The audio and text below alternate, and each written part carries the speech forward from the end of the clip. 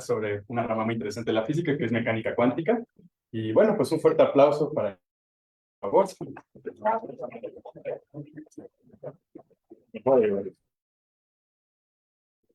Muchas gracias a todos por venir, en particular a los miembros del... Muchas gracias por su invitación. Creo que lo que está en este ciclo de seminarios es excelente, creo que es fundamental para empezar a una comunidad activa de físicos desde licenciatura como investigadores. Cuando me llegó la invitación al seminario, tenía varios temas en los que estoy trabajando con un asesor, el cual es Eugenio Leicu. Con él he estado trabajando aproximadamente y escogí este tema que es de mecánica cuántica y en particular de átomo de hidrógeno, porque es en donde más puedo compartir conocimiento y creo al alcance de cualquiera que haya llevado un curso de mecánica cuántica. Entonces, quien sea que haya llevado o esté llevando mecánica cuántica, tiene posibilidad de entender todo lo que va a estar en esta presentación. Okay. Entonces, escogí el átomo de hidrógeno porque es un elemento en el mundo. Sabemos que es el más abundante, no solo hoy en día, sino que el universo también lo era. Esto lo sabemos del fondo cósmico de mi... Bueno.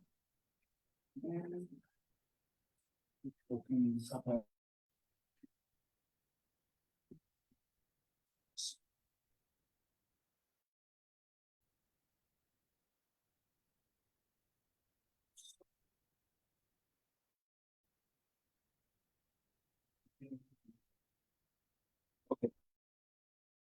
Entonces, esta es la dirección que voy a seguir. Pero bueno, ya no me voy a cruzar.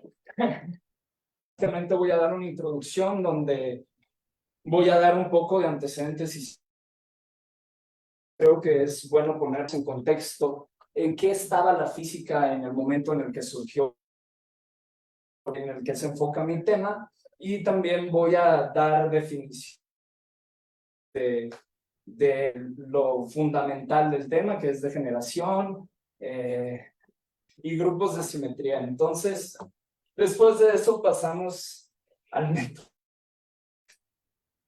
donde básicamente voy a resolver el átomo de hidrógeno en espacio de momentos y vamos a obtener sus soluciones.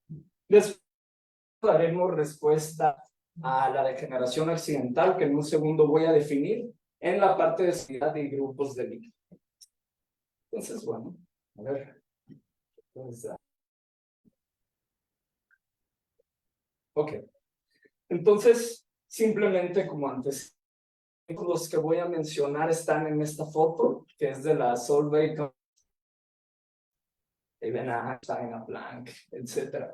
Entonces, todo empieza en 1900, al resolver el problema del cuerpo negro, produjo la hipótesis cuántica.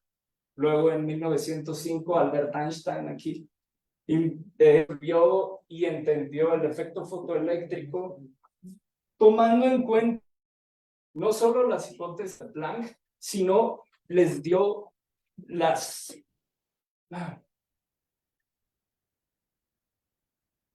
¿Cómo lo podré? Las interpretó como algo real. Planck pensaba que simplemente los cuantos de energía, ejercicios matemáticos que le funcionaban para resolver el problema. Einstein hizo eso. Luego en 1913 Niels Bohr, que por ahí ha de estar, un modelo atómico también con estas hipótesis. Luego vieron de Broglie, Wolfgang Pauli, Heisenberg, que en 1926 postuló su ecuación. Entonces, bueno, en todo esto entran los personajes principales de la charla, Fock y Bargmann. Estos realizaron respectivamente sus trabajos en 1935 y 1936, y ellos de generación accidental del átomo de hidrógeno. ¿Y qué es esto? Simplemente ya se había resuelto para esos años la ecuación de Schrödinger para el átomo de hidrógeno, pero se dio una degeneración que no correspondía trivialmente a la sistema. Entonces, voy a tomar un poco de... Entonces, esto es algo que se llama degeneración accidental. Degeneración tiene que ver simplemente con un cuántico y sus estados. Lo que quiere decir es que un sistema cuántico puede tener estados para los cuales estos estados tienen la misma energía. Entonces, de cierta manera, se pierde un poco de información del sistema. Entonces, bueno, sí pasa. Okay. Entonces, ellos resolvieron este problema para el átomo tres-dimensional. Ellos vieron que su degeneración era cuadrada, es decir, si medías una energía E sub E, tenías un rango de n cuadradas sistemas que podían corresponder a esa energía. Entonces, bueno, lo que hicimos, lo que desarrollamos y terminó en un capítulo invitado en un libro que está próximo a publicar llamado A Closer Look to the Hydrogen Atom. Va a ser editado hoy. Lo que hicimos fue aplicarlo a un átomo dos-dimensional. Y eso es lo que voy a esbozar aquí. Esta charla no piensa ser exhaustiva, sino ilustrativa de las ideas principales, pero voy a hacer matemáticas y física, obviamente. Entonces, simplemente comencemos planteando la ecuación de Schrödinger para el átomo de hidrógeno. Esta seguro la reconocen, este hamiltoniano. Aquí se ve, en principio, cómo es más simple que, por ejemplo, un átomo más masivo con más electrones, y se ve en el término del potencial. Física atómica y molecular habrán visto que tienen que considerar contribuciones del potencial electrostático entre todos. Entonces, en esta parte se da la primera, como viste, simpleza en el problema. Y bueno, simplemente el hamiltoniano tiene uno de energía cinética y uno de potencial, con el potencial coulombiano, el átomo de hidrógeno. A partir de aquí, Z es igual a 1, entonces lo consideraré. Entonces, simplemente escribimos ecuación de Schrödinger en espacio de configuraciones por ahora y en dos dimensiones. Ahora, como dije al comienzo, queremos ver la ecuación en espacio de momentos. Y esto se hace en forma de Fourier. Esta es la identificación que se hace, entre funciones de onda en espacio de momentos y en espacio de configuración. En particular, voy a denotar la transformada de Fourier, función de onda psi en espacio de configuraciones como y simplemente están relacionadas por un operador integral y tienen un factor de normalización 1 entre 2 pi h barra. Entonces, ok. Entonces, para transformación, ¿no?, necesitamos tener estas dos cosas en cuenta. La 4, resultado clásico que relaciona el laplaciano en posición, posiciones con una variable de momento, como ven ahí, es cuadrada por este factor que está elevado al cuadrado. Pero bueno, eso es para el tema de energía cinética, que lo necesitamos, este de aquí. Y para el miembro izquierdo, simplemente lo identificamos de forma inmediata como su correspondiente transformada de Fourier en espacio de momentos. Ok, para el término del potencial, necesitamos utilizar el teorema de la convolución para transformadas de... Ok, ahí se ve. Sí, básicamente dice transformada de un producto que tenemos aquí, es la convolución de sus transformadas de... Y esto se encuentra que es esta expresión de aquí. Entonces, bueno, sustituyendo 4 y 5 en 1, tenemos ecuación 6. Es una ecuación de Schrödinger en espacio de momentos dos-dimensional. Entonces, bueno, voy a hacer un reacomodo de la ecuación pura. Perdón, la pasé sin querer. Ok, simplemente multiplicar por 2me. Y bueno, voy a multiplicar también este parámetro P0. Noten que este parámetro es constante para con las energías, o sea, es constante cuando se fija una energía, es decir, un estado del... Y noten también que está bien definida porque solo vamos a considerar energías activas, es decir, estados ligados. Eso es lo que nos interesa cuando tenemos configuraciones electrónicas y demás. Si estuviéramos haciendo scattering o alguna, posiblemente nos interesaría considerar estados no ligados. Entonces, en este caso está bien definida. Este es un término, es una expresión siempre positiva, entonces está bien definido. Y reconociendo esas dos cosas, ya podemos escribir una ecuación más limpia, esa ecuación 7. Y quiero hacer un comentario sobre esto. Quiero que no pasamos de una ecuación diferencial parcial, que es acostumbrados a trabajar en electromagnetismo, en fluidos, etcétera. Es usual ver una ecuación integral en física. Entonces, creo que pues es bastante bueno ver distintos tratamientos a las cosas, ¿no?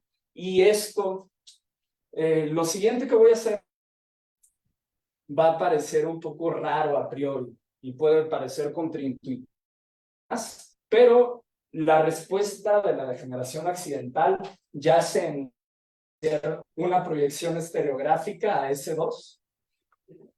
Bueno, las ecuaciones, esta parte de aquí, es como las ecuaciones de transformación a coordenadas esféricas, solo con R igual a 1, y eso es lo que queremos, estar en S2, es decir, la esfera unitaria en R3. Entonces, bueno, lo que vamos a utilizar es esta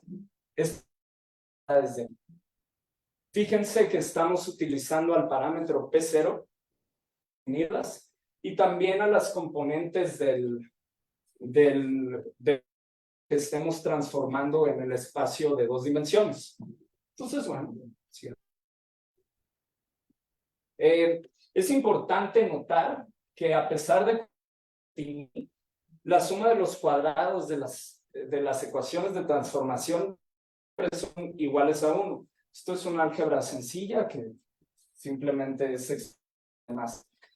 Y esto es importante porque P0 cambia con la energía. Hay que verificar que siempre vamos a estar tratando con objetos que yacen en esa esfera unitaria.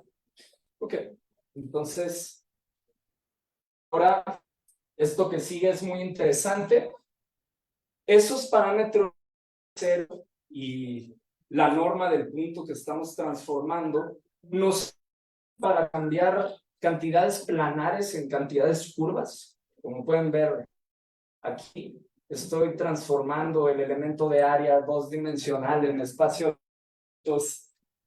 a una cantidad proporcional sólido sobre la esfera, y también estoy haciendo lo mismo para la función de onda. Ahora vamos a tener una función de onda sobre la esfera.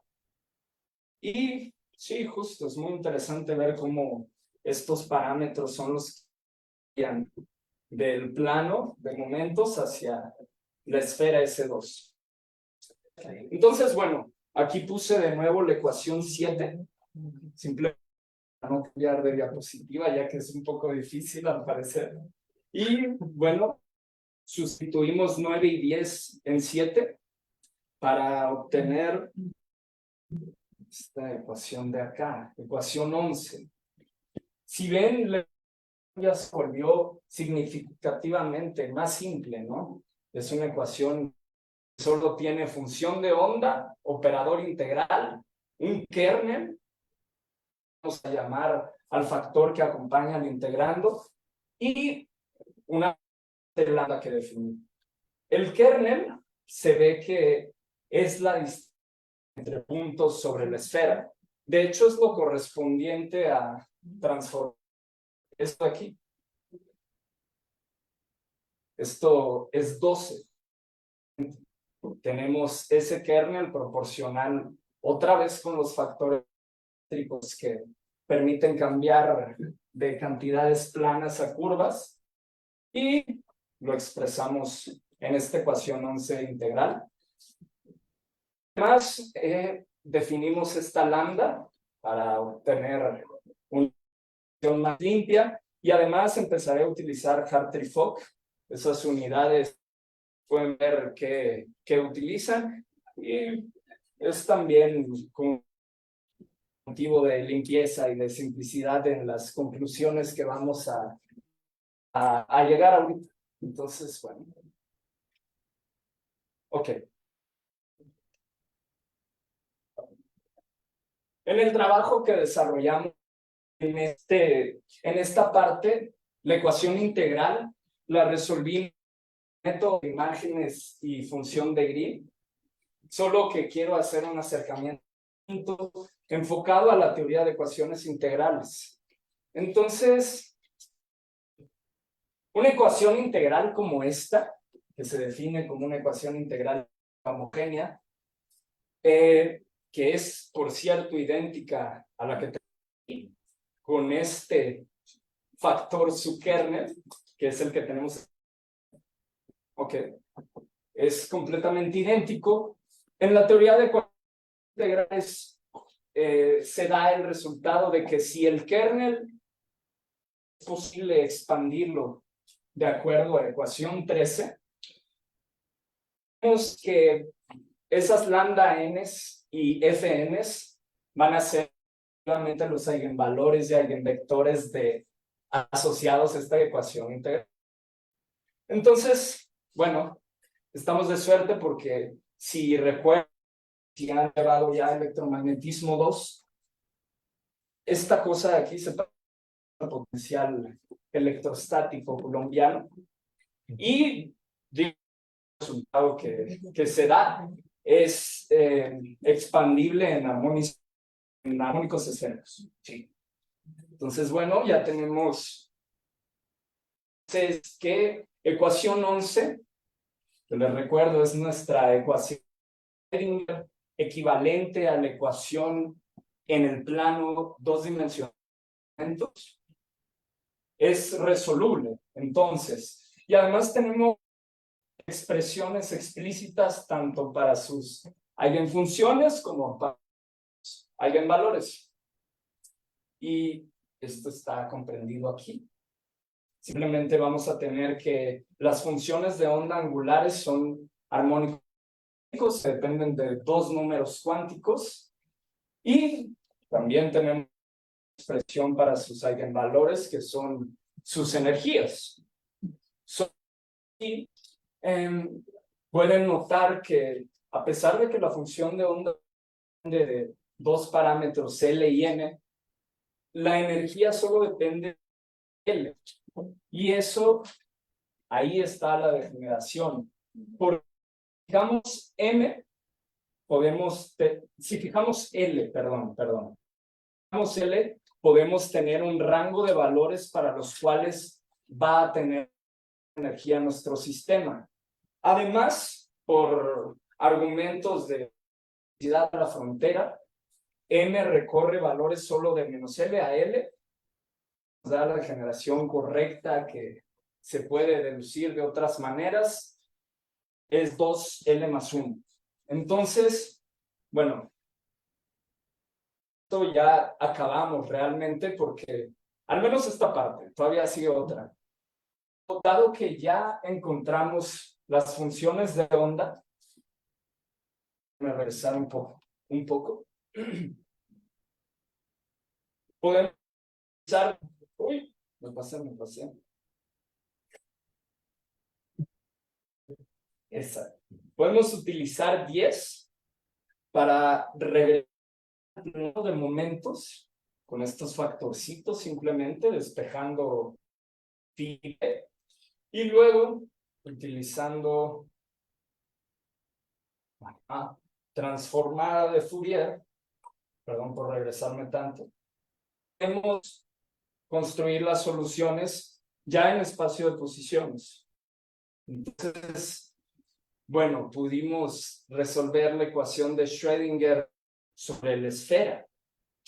Entonces, además de eso, encontramos consistencia en la degeneración de ese sistema. Recordamos que estamos lidiando con un átomo dos-dimensional y ese tiene una característica de 2N más 1 en contraposición a la del átomo tradicional que tiene una degeneración de N cuadrada. Entonces, bueno, la cosa aquí es que aún con eso no hemos respondido a la pregunta fundamental de la charla, la cual es ¿qué tal degeneración? Esa es la pregunta, encontrarlo realmente, bueno, está bien, ¿no?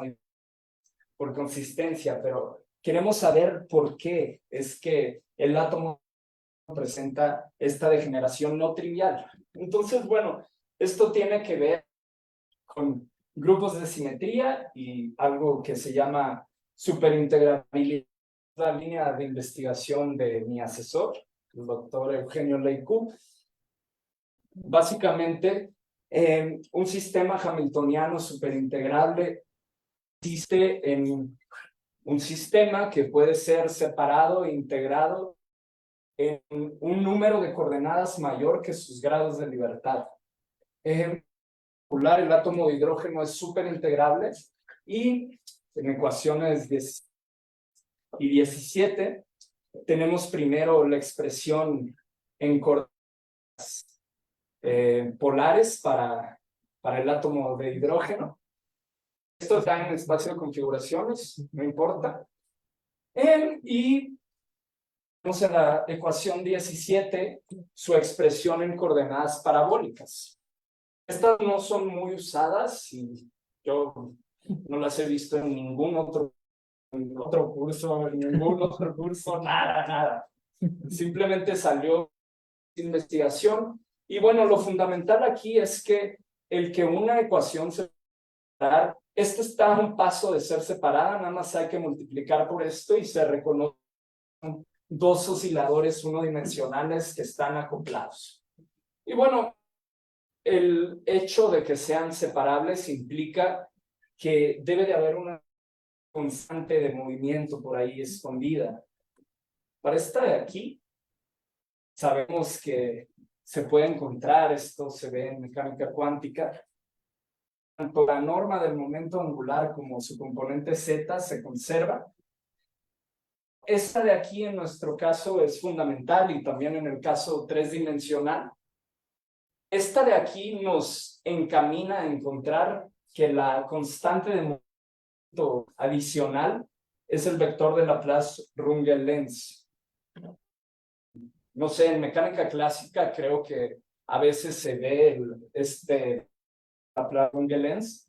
Básicamente lo que describe en un problema de Kepler es la relación y la forma de las órbitas, es decir, qué tan excéntricas o no. Entonces, bueno, esto nos va a ayudar a ver el grupo de este sistema. Ok, definamos el de Laplace-Runge-Lenz como en 18. Simplemente se toma la cantidad y se asegura de estar simetrizada. Eso es lo que nos pide la cuántica. Y básicamente vemos formalmente también que conmutan con el Hamilton, tanto la componente z del momento angular como la componente x y y, operador de Laplace-Runge-Lenz. Y esto es así, se comprueba. Además, indicaron las ecuaciones al ser separables, esto se comprueba simplemente haciendo el algebrita, ¿no? Ok. Entonces, nos interesa, ahorita verán por qué, ver las relaciones de conmutación entre, ahí hay un punto extra, no sé por qué, pero básicamente también obtenemos que componentes del vector, del operador, perdón, del Laplace-Runge-Lenz y del momento angular siguen esas reglas de conmutación. Y ya por último, simplemente definamos este rendimiento del vector de Laplace-Runge-Lenz y vemos la algebrita y calculemos sus conmutadores y llegamos a 19. Esto de aquí es la cosa final, porque además de ser los conmutadores usuales para operadores de momento angular, tenemos el siguiente, a ver. Ok. Esa conmutación nos permiten encontrar, esto es algo de teoría, no sé si alguien esté familiarizado con eso, pero simplemente reconocemos que las componentes de la prima, que simplemente es un representamiento del vector de Laplace-Runge-Lenz, y la componente z del momento son los generadores de su grupo de simetría, que es un grupo de Lie o SO3. SO3 básicamente grupo de transformaciones que dejan invariante al origen de perdón, digo, también son transformaciones, pero hay que ser más específicos. Y básicamente se puede definir como las matrices de 3×3 que tienen de hecho le dicen especial ortogonal, porque es de determinado e igual a 1. Entonces, este grupo de Lie es la respuesta de por qué hay una degeneración de 12. Ese grupo captura las simetrías del sistema y podemos interpretarlo también como el grupo que dejan invariante una esfera en 3 dimensiones. Esa esfera es donde acabamos de resolver Schrödinger. Y por eso es que Fock utilizó este movimiento que podría parecer muy contraintuitivo de primera instancia, ¿no? ¿Para qué vamos a un espacio curvo en una dimensión mayor? Podemos resolver en un espacio de configuraciones. Y bueno, justo esa pregunta, ¿no? ¿Por qué tenemos esta degeneración cuando resolvemos en posiciones? Este fue el acercamiento que tuvo. Resolverla en el espacio donde el grupo de simetrías es inherente y donde vive, nos da una explicación mucho más natural, no solo de que está asociado a ese grupo de simetrías, sino que al resolver en la esfera, vemos que es un problema equivalente. Entonces, eso básicamente es el método de Fock. Creo que es muy lindo cómo confluyen elementos de ecuaciones diferenciales, ecuaciones integrales y de teoría de grupos también, ¿no? Esto fue el trabajo pionero que utilizó herramientas de grupos para entender un problema físico que no se podía ver, salía o demás. Digo, teoría de grupos es personaje principal en el modelo estándar, por ejemplo, y es una de las primeras instancias, junto con un trabajo de Pauli también, el átomo de hidrógeno, donde se utilizó esta teoría que hoy en día en física y mecánica cuántica es muy importante. Y también el método deja ver es que se hicieron trabajos donde se trataban hipotéticos átomos emocionales y siempre se encontraba que tenían asociados un grupo N+1. Básicamente en cualquier átomo que puedas pensar, en cualquier dimensión, tienes que hacer el paso a una dimensión mayor, entonces nos da de cierta manera como un principio en el que a veces que despegarnos de estas intuiciones que tenemos, en nuestro caso, 3 dimensiones, y ver desde otra perspectiva en n+1 dimensiones.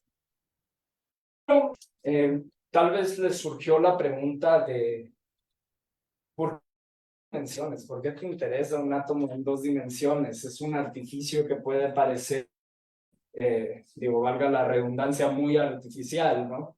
Vivimos en un mundo de dimensiones, pero me parece que aquí se han presentado materiales bidimensionales y modelos simulan muy bien materiales. Además, como dije al principio, bueno, creo que no lo pienso, pero bueno, el átomo de hidrógeno es la base con la cual tendemos átomos más masivos, átomos que no son son analíticamente al menos, y son más complicados. Entonces, de los materiales 2 dimensionales podemos hacernos buena idea de un modelo para el átomo de hidrógeno. Y eso es todo. Gracias.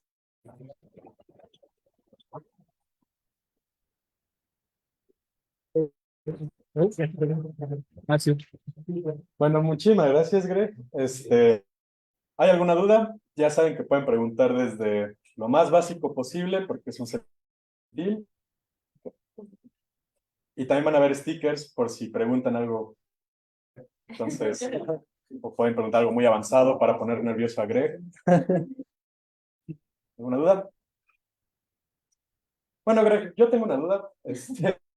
Justamente estabas hablando de que tienes que ver esta cuestión de que como ciertas rotaciones que no van a afectar ya una esfera tridimensional, ¿no? Pero ¿qué te refieres con esto? ¿Que no ya tomando esta cuestión esférica ya tienes muchas simetrías bajo eso? Sí, sí, sí, sí. Okay. O sea, la cosa es que cuando tú resuelves el problema en 2 dimensiones, no entiendes por qué te sale este grupo. Entonces, al pasar a la esfera de 3 dimensiones, bueno, está 3 dimensiones más bien, a S2, ya es más reconocer este grupo de simetrías. Si puedes resolver justo te dije un poco al final, si puedes resolver en el espacio donde es inherente este grupo de simetrías, ya hace más sentido y hace natural la generación sea tal, 2L+1. Básicamente eso. Ok, ok. Gracias. ¿Hay alguna otra duda? Sí. Ah, bueno, primero tú. ¿Qué pasa con el caso donde el determinante es negativo? ¿En qué modifica tu sistema? ¿El determinante de quién? Sí, bueno, cumple la propiedad de que el determinante al cuadrado es 1. Sí. Entonces, tú tomas cuando es ese determinante, pero el caso negativo también tiene que ver, por ejemplo, lo que pasa en relatividad, ¿no? El grupo de Lorentz y el grupo de Lorentz entrópico. Y es una simetría y se consideran los dos. Sí, sí. O sea, no consideramos ese caso porque el grupo de Lie que se ha asociado a este sistema, que es el que estamos considerando, es el grupo de 3x3 con determinante 1, simplemente. En ese sentido no entiendo la pregunta muy bien. O sea, no considero matrices de determinante 1 y son las que en este grupo de simetrías. No hay otros. Entonces te aparece nada más para el grupo, no la otra mitad que considera determinante del mundo.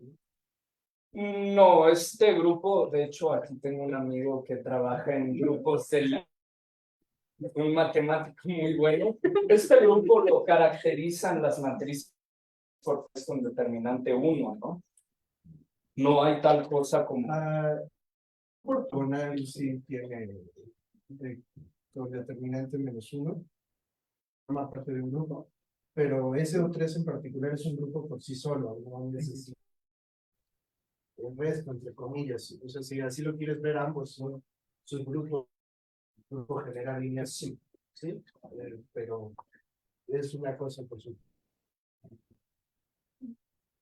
Sí, creo que allá había otra, ¿no? Como en esta cuestión de que empezamos a partir de una cuestión bidimensional. Entonces, Sí. Mi pregunta es, si sabes, conoces, bueno, ahorita tratamos, pero si hay alguna idea sobre cómo tratar algún problema de configuración. Bueno, me imagino yo que podríamos en algún momento usar como una hipersuperficie o algo así. Justo el POC lo que hizo fue trabajar en el espacio de configuraciones para resolver el átomo 3-dimensional y él proyecta o transforma a S3 que está en R4 y es lo que está, bueno, no explícitamente, pero hay un artículo por S.P. Aliluyev, Soviet Physics, que trata sentido, sí. Que trata con un átomo hipotético de n dimensiones y con herramienta muy densa de, bueno, tal vez no tanto, simplemente es un poco de conocimiento, pero él encuentra que su grupo asociado para como n dimensional es SON+1. Básicamente ese grupo, SON+1, es el grupo de simetría invariante a una esfera SN. Así es. Así es. Sí. N. Sí. Sí, también con determinante 1. Y bueno, ahí se ven poco las aplicaciones que se han dado por esta esfera en el R4. O sea, ya sí. Sí. Bueno, digo, esto aparte de que explica el porqué de la degeneración accidental, que es fundamental para poder comprender también los estados con mismo...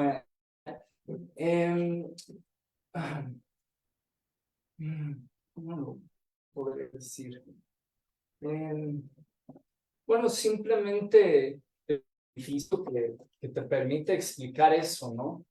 De aplicaciones 4-dimensionales, no tengo idea. Digo, el problema es muy rico y desde 1935 se han dado trabajos recurrentes y sí, de esferas 4-dimensionales no tengo idea. Yo creo que una última pregunta, algo que siempre nos gusta hacer aquí en el seminario, muchas ocasiones preguntar a estos ponentes, ¿cuál es el siguiente paso en tu investigación? ¿Qué es lo que tienes planeado? Bueno, más o menos, como qué es lo que te gustaría realizar. Sí, pues, como al principio estoy trabajando con el doctor Eugenio Leicu y él es una persona que va a trabajar bastante y estamos trabajando varios artículos de 2 de electromagnetismo que estamos escribiendo también de este tema donde ahora pensamos en un dimensional, algo mucho más raro y que te saca de onda un poco, ¿no? Pero estamos trabajando en eso también y algunas cosas de en esferas, de hecho, no de 4 dimensiones, pero de 3. Eso es, Emi. Okay. Bueno, ya como última pregunta, Que sí, que sí, ahora en dirección estereográfica y lo que obtienes, o sea, hay como información que pudiera darse o algo así como el spin de un átomo bidimensional. La verdad es que aquí, como no se considera spin, no sabría decir los trabajos que he visto, que han sido varios y 40s, 60s, 2000s. No he visto que hagan el caso con... Ok. Va. Bueno, Bueno, muchas pues, gracias. es un fuerte aplauso a Gregorio, por favor.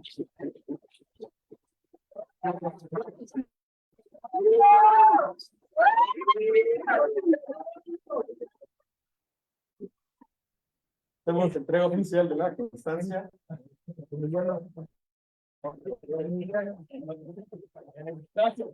Ay, patito, por favor. Bueno, hay café, galletas, pueden platicar también, se pueden pelear entre físicos si quieren.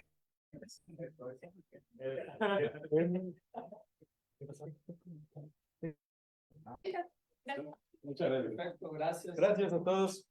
Tengan buen día. Ah, sí. El próximo